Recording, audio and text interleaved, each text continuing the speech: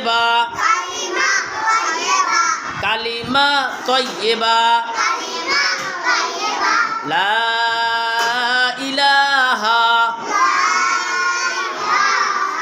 ইল্লাল্লাহু মুহাম্মাদুর রাসূলুল্লাহ। কালিমা তয়্যিবার অর্থ আল্লাহ তাআলা ব্যতীত ইবাদতের উপযুক্ত আর কোন মাবুদ নাই। হযরত মুহাম্মদ মুস্তাফা সাল্লাল্লাহু আলাইহি ওয়াসাল্লাম